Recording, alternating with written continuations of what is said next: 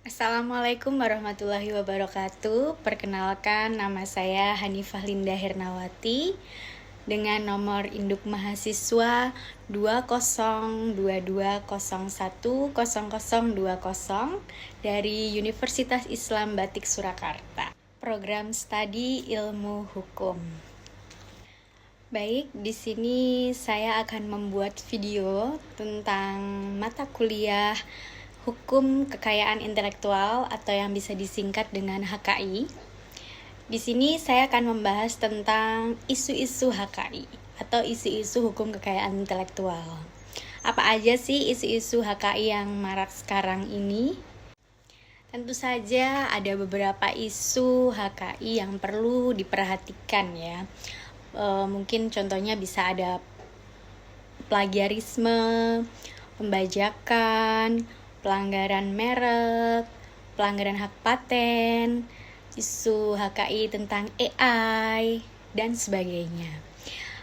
Di sini saya akan mengangkat tentang isu AI dengan judul yaitu Desain Produk AI dan Hak Kekayaan Intelektual.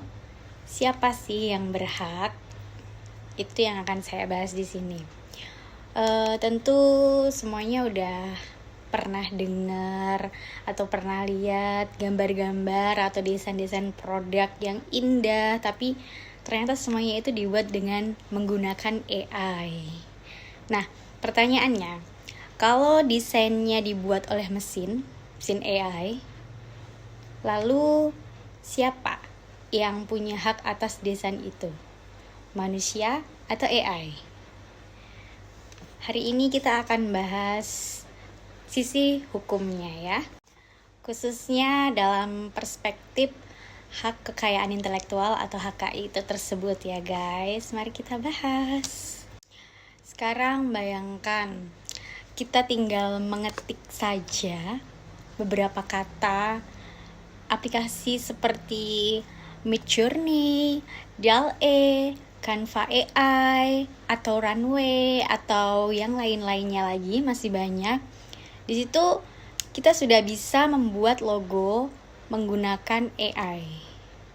Tapi suatu hari orang lain juga pakai logo tersebut. Otomatis jadi sama kan? Karena bisa digunakan oleh banyak orang dan bisa diakses oleh banyak orang. Jadi siapakah pemilik desain tersebut?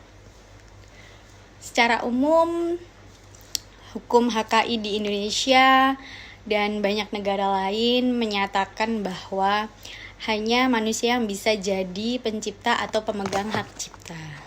Misalnya dengan pasal 1 angka 2 Undang-Undang Nomor 28 Tahun 2014 tentang hak cipta, yaitu menjelaskan bahwa pencipta adalah seseorang yang menghasilkan karya berdasarkan kemampuan, imajinasi, atau keterampilannya. Jadi, kalau desain itu dibuat sepenuhnya oleh AI, maka tanpa kontribusi signifikan dari manusia kan? Jadi, kemungkinan besar tidak bisa dilindungi hak ciptanya. Contoh seperti kasus di Amerika, yaitu pada tahun 2023, Kantor Hak Cipta Amerika Serikat menolak permintaan seorang seniman yang mendaftarkan gambar buatan AI karena dianggap tidak memenuhi syarat orisinalitas manusia tersebut. Tapi bagaimana kalau AI hanya menjadi alat bantu? Misalnya gini, kamu yang mengatur gaya, warna, dan memilih hasil akhirnya secara kreatif. Nah, dalam kasus itu, hak cipta bisa diberikan kepada manusia karena AI hanya jadi alat bantu, bukan pencipta utama. Jadi, kayak kita mau bikin logo atau animasi apapun, tapi dibantu dengan AI. Kita yang mendesain sendiri, kita yang membuat sendiri, AI-nya hanya membantu saja, itu bisa diberikan hak cipta kepada manusia tersebut. Tuh. Jadi kalau kalian mau pakai AI, itu kalian harus tahu dulu bahwa tidak semua hasilnya itu bisa otomatis diklaim hak ciptanya ya. Lalu solusinya apa? Solusinya itu menjadikan AI itu sebagai alat bantu, bukan sebagai pencipta utama.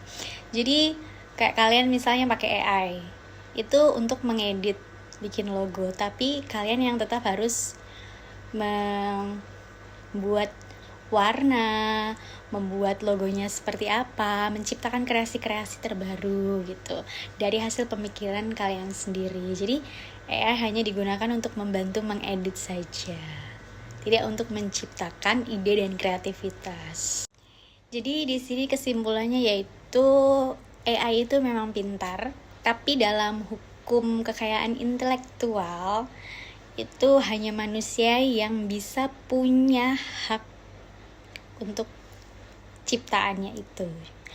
Jadi sebisa mungkin manfaatkan AI dengan bijak, jadikan sebagai alat bantu, bukan pencipta utama ya.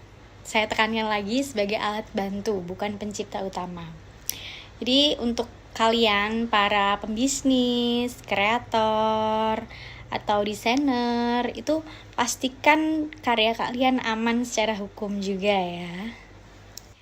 Baiklah, mungkin itu saja yang dapat saya sampaikan mengenai isu AI dalam HKI. Untuk kurang lebihnya saya mohon maaf. Terima kasih sudah menonton video saya. Wassalamualaikum warahmatullahi wabarakatuh. Bye. Terima kasih.